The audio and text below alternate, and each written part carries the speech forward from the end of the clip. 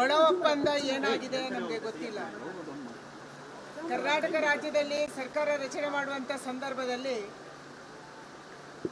ಆವಾಗ ಚರ್ಚೆ ಆಗ್ತಾ ಇತ್ತು, ಡಿ ಕೆ ಶಿವಕುಮಾರ್ ಅವರು ಮುಖ್ಯಮಂತ್ರಿ ಆಗ್ತಾರೆ ಅಂತ.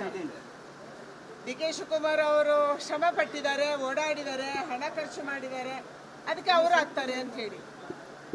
ಆದರೆ ಕೇಂದ್ರದ ಹೈಕಮಾಂಡ್ ಮೊದಲ ಅವಧಿಯಲ್ಲಿ ಸಿದ್ದರಾಮಯ್ಯನವರನ್ನು ಮಾಡೋಣ, ಆಮೇಲೆ ಡಿ ಕೆ ಶಿವಕುಮಾರನ್ನು ಮಾಡೋಣ ಅನ್ನುವಂಥ ಮಾತುಗಳು ಅವತ್ತು ಕೇಳಿ ಬಂದವು. ಇದು ಕಾಂಗ್ರೆಸ್ಸಿನ ಆಂತರಿಕ ಜಗಳ.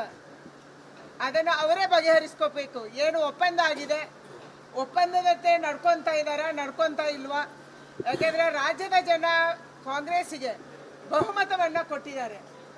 ಬಹುಮತ ಕೊಟ್ಟಂತ ಸರ್ಕಾರ ಜನರ ಪರವಾದಂಥ ಕೆಲಸ ಮಾಡಬೇಕು.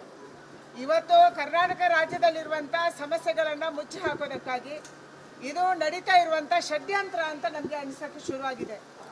ನಿರಂತರವಾಗಿ ಆಡಳಿತದ ಮುಖ್ಯಮಂತ್ರಿ ಯಾರಾಗಬೇಕು, DCM ಯಾರಾಗಬೇಕು, ಮಂತ್ರಿ ಯಾರಾಗಬೇಕು, ಯಾರ ಖಾತೆ ಯಾರಿಗೆ ಬೇಕು ಅನ್ನುವಂಥ ಜಗಳ ನಡೀತಾ ಇದ್ರೆ ಜನ ಇವತ್ತು ಅಭಿವೃದ್ಧಿ ಕೆಲಸವನ್ನು ಮರೀತಾರೆ, ಕಾನೂನು ಸುವ್ಯವಸ್ಥೆ ಹಾಳಾಗಿದ್ದನ್ನು ಮರೀತಾರೆ. ಇವತ್ತು ಜನಕ್ಕೆ ಮುಂದಿನ 2 ತಿಂಗಳಿಂದ ಸರ್ಕಾರಿ ನೌಕರಿ ಸಂಬಳ ಕೊಡಕ್ಕೂ ದುಡ್ಡಿಲ್ಲ ಅನ್ನುವಂಥ ಸ್ಥಿತಿ ರಾಜ್ಯದಲ್ಲಿ ನಿರ್ಮಾಣ ಆಗಿದೆ.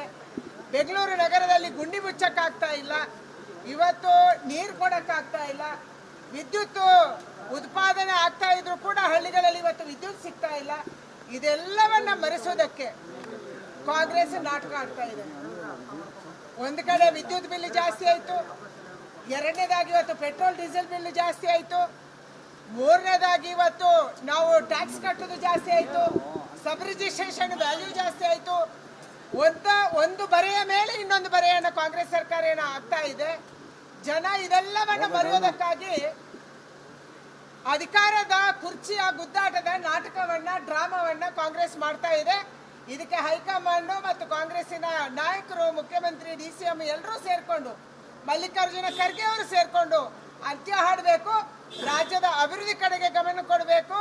ಇವತ್ತು ಕೇಂದ್ರದ ಅನುದಾನವಾದ ಸರಿಯಾದ ರೀತಿಯಲ್ಲಿ ಉಪಯೋಗ ಮಾಡಿಕೊಂಡು ರಾಜ್ಯದ ಜನರ ಕಣ್ಣೀರನ್ನು ಒರೆಸುವಂತ, ರಾಜ್ಯದ ಜನರಿಗೆ ಸರಿಯಾದ ಕಾನೂನು ಸುವ್ಯವಸ್ಥೆ ಒದಗಿಸುವುದನ್ನು ಮಾಡಬೇಕನ್ನುವಂತ ಆಗ್ರಹವನ್ನು ನಾನು ಮಾಡ್ತಾ ಇದ್ದೀನಿ. ಸಂಸತ್ತಲ್ಲಿ ಮೇಡಮ್ ನೀಟ್ ಅಕ್ರಮದ ಬಗ್ಗೆ ಕೇಂದ್ರ ಮಾತಾಡ್ತಾ ಇಲ್ಲ, ಮಾತಾಡೋದ್ರೆ ರಾಹುಲ್ ಗಾಂಧಿ ಮಾತಾಡೋದ್ರೆ ಮೈಕ್ ಆಫ್ ಮಾಡಿದ್ರು, ಇದೆಲ್ಲವೂ ಸುಳ್ಳು. ಅವರಿಗೆ ಮಾತಾಡಕ್ಕೆ ಅವಕಾಶ ಇದೆ.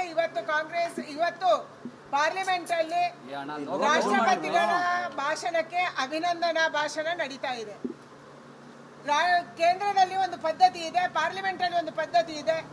ರಾಷ್ಟ್ರಪತಿಗಳ ಜಂಟಿ ಅಧಿವೇಶನ ಆದ ಮೇಲೆ, ಅವರ ಭಾಷಣ ಆದ ಮೇಲೆ ಅವರಿಗೆ 3 ದಿನಗಳ ಕಾಲ ಬೇರೆಯವರ ಅದರ ಮೇಲೆ ಚರ್ಚೆಯನ್ನು ಮಾಡಿ, ನೀವು ರಾಷ್ಟ್ರಪತಿಗಳ ಭಾಷಣಕ್ಕೆ ಅಭಿನಂದನೆ ಸಲ್ಲಿಸುವ ಸಂದರ್ಭದಲ್ಲಿ ಏನ್ ಬೇಕಾದ್ರೂ ಮಾತಾಡ್ಬೋದು, ಅಭಿವೃದ್ಧಿ ಕೆಲಸದ ಬಗ್ಗೆ ಮಾತಾಡ್ಬೋದು, ಆರೋಪದ ಬಗ್ಗೆ ಮಾತಾಡ್ಬೋದು, ನಿಮಗೆ ಮಾತಾಡಕ್ಕೆ ಅವಕಾಶ ಇದೆ.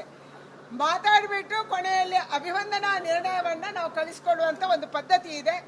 ಬರುವಂತ ದಿನ 22ನೇ ತಾರೀಕಿಗೆ ಬಜೆಟ್ ಅಧಿವೇಶನ ಕೂಡ ನಡೀಬಹುದು ಅನ್ನುವಂಥದ್ದು ಇದೆ.